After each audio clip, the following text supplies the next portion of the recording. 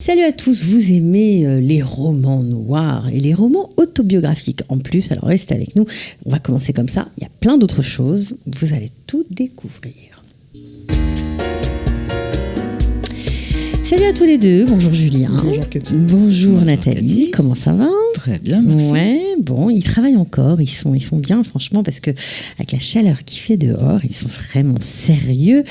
Alors, si on a envie de s'enfermer, de se faire des frayeurs, je crois que Julien, vous avez un bouquin pour nous, ça s'appelle Écoutez le noir et il n'y a pas qu'un seul auteur, ils sont plusieurs, ils sont 13, donc ils vont nous faire trembler. Voilà. C'est ça ? Parce que déjà, la couverture, on a un peu peur, mais bon... Alors, de quoi s'agit-il exactement ? Expliquez-nous tout. Écoutez le noir, sous la direction d'Ivan Foth. Alors, Ivan Foth est un personnage très intéressant qui à la base, n'était pas spécialement passionné de littérature, il était plutôt passionné de musique rock. Et en fait, un jour, suite à un concert où il était apparemment un peu trop près des baffles, il subit des dommages irréversibles aux oreilles. Il souffre d'hyperacousie, c'est-à-dire une intolérance au bruit sévère. Et il doit être dans le silence, quoi. Il doit être dans le silence, donc ça le pousse à rester chez lui le plus possible. Et là, il va se passionner pour la littérature. Et il va commencer à animer un blog littéraire, Émotion. Et il a l'idée de demander à 13 auteurs d'écrire des nouvelles sur des nouvelles de polar. Des nouvelles polar, oui, pour trembler, oui. Voilà, sur le thème de l'audition de l'ouïe. C'est-à-dire il leur donne en fait carte blanche pour écrire un texte, n'importe quel texte. Qui parle de ça, quoi, d'entendre. Sur les différents sens du mot audition, ouïe, etc. D'accord, et ça a donné 13 nouvelles. Et ça donne ce livre Écoutez le noir, donc 13 11 auteurs. 11 nouvelles. Il y a 2 nouvelles qui sont écrites à 4 mains. Dans des styles très différents, il y a un peu de science-fiction, il y a un peu de polar classique, c'est très... Vous qui adorez les polars, est-ce que vous avez vraiment aimé ? Oui. Bon, après, voilà, comme c'est des styles très différents, on accroche plus à une nouvelle plutôt qu'à une autre, mais c'est... Allez, quel est votre préféré ? Alors, il y en a une qui s'appelle Le Diable m'a dit. Oui, voilà, ça fait flipper, j'ai raison. Alors, qu'est-ce qu'il vous a dit, le diable ? Ça, je ne vais pas le dire. Bon, en tout cas, un roman sympa, je pense que c'est déjà le genre est assez exceptionnel, donc allez-y, achetez-le, bien sûr, à la librairie vice-versa, comme d'habitude. On peut le trouver, le feuilleter, voilà, ça c'est sympa. Alors, un autre livre, on est dans un autre registre là, on va rigoler plutôt. Humoristique un peu. Ça grince, il y a beaucoup d'humour, mais ça grince un peu. D'accord. C'est La Maison Golden. Voilà, Salman Rushdie, le fameux, donc écran 2018. De quoi s'agit-il ? Alors, il a été écrit un peu plus tôt, mais publié sorti en français en 2018. Ouais. Alors, donc La Maison Golden, c'est en fait une chronique de l'Amérique contemporaine. Ça se passe durant les 8 années du mandat de Barack Obama. Et c'est une chronique effectivement assez drôle, mais aussi très féroce dans sa critique de tout ce que l'Amérique est aujourd'hui, et EST et HAIT, on pourrait dire. Il est énormément question d'émigration, immigration, d'identité. On parle de Trump un peu dans ce bouquin ou pas ? Sans le nommer peut-être. Avant de le dire, il faut expliquer que comme l'un des protagonistes, le narrateur du livre est un cinéaste en herbe, le livre est bourré de références cinématographiques. On retrouve, si on aime le cinéma, c'est génial parce qu'on retrouve énormément de films qui ont marqué l'histoire du cinéma. Et on voit apparaître vers la fin du roman un personnage qui annonce l'avenir de l'Amérique. Et ce personnage, on le reconnaît sous les traits du Joker, l'ennemi de Batman. Du Joker de Batman. Et il n'est jamais nommé, enfin, on ne donne jamais son vrai nom, mais effectivement, on le reconnaît et on sait qui va succéder. Il a une houppe blonde, on va dire. Voilà. Et pas maquillé en blanc, mais un autre costume. Donc, ok, à lire, évidemment, cet été, c'est possible. On va finir avec vous avec un autre bouquin. Alors là, c'est encore un roman autobiographique romancé qui va intéresser ceux qui s'intéressent au chassidoute très fermé, qui se demandent comment on vit là-dedans, quelles sont les façons de faire et surtout comment on fait quand on en sort, quand on est éjecté de ce genre de chassidoute de l'extrême. Voilà. On va dire ça comme ça s'appelle « Celui qui va vers elle ne revient pas ». Alors, vers elle, c'est qui? On va pas tout dévoiler.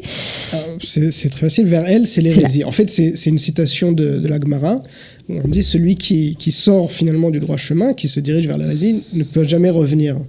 Et c'est un peu l'expérience de Shulem Din, donc l'auteur de ce livre.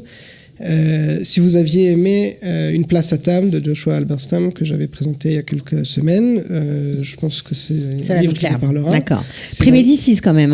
Prix Médicis.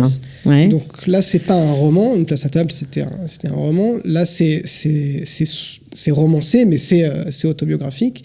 Donc c'est l'histoire de ce Shulem Din qui faisait partie de la communauté Skver. Donc c'est un des mouvements chassidiques les plus extrêmes qui existent dans le monde contemporain. Où les membres de cette communauté n'ont ni radio, ni journaux, ni ordinateur, ni télé. Ils vivent vraiment en vase clos, alors qu'ils habitent à une demi-heure de New York, 1 heure du centre-ville de New York, mais ils vivent en vase clos. Et en fait, un jour, depuis quelque temps, il se pose des questions, et un jour, il achète clandestinement une radio.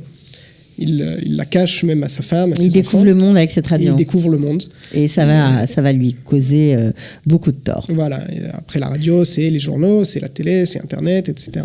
Jusqu'à ce qu'il se fasse... Jusqu'à ce qu'un beau jour, il est convoqué chez le Rebbe, et il est accusé d'hérésie, et il est renvoyé de la communauté. On lui interdit tout contact avec sa femme, ses enfants. Ouais. Bon, on va pas tout raconter parce que voilà, le temps nous est compté, mais j'espère que ça vous aura donné envie de lire ce livre. Merci beaucoup, Julien. Alors, je me tourne vers vous, Nathalie. D'autres livres, puisque c'est l'été, des livres, on va dire, sur la région, pour expliquer un peu le contexte de ce pays. C'est pas sérieux ou pas sérieux. Non, mais c'est l'été. Le meilleur moment pour découvrir Israël sous ses multiples facettes. D'accord. Alors, on va commencer avec un livre de Stéphane Amar, Le grand secret d'Israël. Pourquoi il n'y aura pas d'État palestinien? Ça, c'est le sous-titre. Alors, vous avez beaucoup aimé ce bouquin, moi aussi d'ailleurs. Pourquoi vous avez choisi de nous présenter aujourd'hui? Pour moi, on a beaucoup parlé quand même de ce livre. Pour moi, c'est vraiment un incontournable. J'ai eu la chance d'écouter Stéphane Amar le présenter à l'Institut français Romain Gary. Donc, il pose clairement la question, la création de l'État palestinien est-elle aujourd'hui une utopie? Et il explique très clairement, de manière extrêmement documentée, pourquoi la solution à 2 États, quoi qu'en disent d'aucuns, ne constitue plus une issue crédible au conflit israélo-palestinien. Et il dissèque le cadavre d'Oslo et il explique pourquoi, même s'il y a des peurs de part et d'autre, la solution à un État, avec tout le monde dedans, un État unique, serait, en dépit des réticences et des peurs des 2 peuples, probablement la seule solution. Et il explique, on va pas tout raconter, mais bon, disons, il explique les prises de contact du gouvernement israélien avec des types de pays qui ont fait ce choix, etc. Et on voit que derrière, il y a quand même une volonté active de faire avancer les choses. Mais d'aller vers la confédération. Voilà, c'est l'idée. Il faut absolument lire ce bouquin. On ne peut pas avoir une vision d'Israël aujourd'hui, de ce qui se joue au Proche-Orient aujourd'hui si on lit pas ce livre. D'accord. Alors, vous avez, ça c'est pour le premier livre. Le deuxième livre, c'est, on va dire, une autre façon de comprendre Israël, mais avant la création du Mossad, avant le début tout simplement de l'État. On en avait déjà parlé, Espion de nulle part de Matti Friedman. Pourquoi le présenter aujourd'hui? Alors, j'ai souhaité en reparler parce que d'abord, on a reçu Matti Friedman à la librairie il y a quelques temps, vice-versa, français-hébreu. C'était vraiment une très jolie rencontre. Ça a vraiment passionné le public et éveillé beaucoup de questions. Et comme on a le maintenant chaud bouillant de Stéphane Amar, c'est bien de remettre en perspective la création de l'État, ce qui s'est passé avant la création de l'État, et cette histoire qui est quand même super intéressante. Sur les espions orientaux. Sur les espions orientaux, sur les Mistarvim. Mistarvim, oui. elle a bien dit. Elle l'a bien dit. Donc ces juifs orientaux qui viennent avec une très bonne maîtrise de l'arabe, qui sont recrutés par ce qui deviendra le Mossad et qui sont envoyés. C'est en même temps tellement d'actualité quand on regarde des séries comme Fauda et compagnie, mais ça aide vraiment à comprendre. À la compréhension. Les deux livres nous aident à bien comprendre. La prise de risque de ces gens-là à l'époque pour créer un État, pour protéger les leurs, et certains, ceux qui ont heureusement survécu, sont restés au Mossad après. C'est passionnant, ça se lit facilement. Très facilement.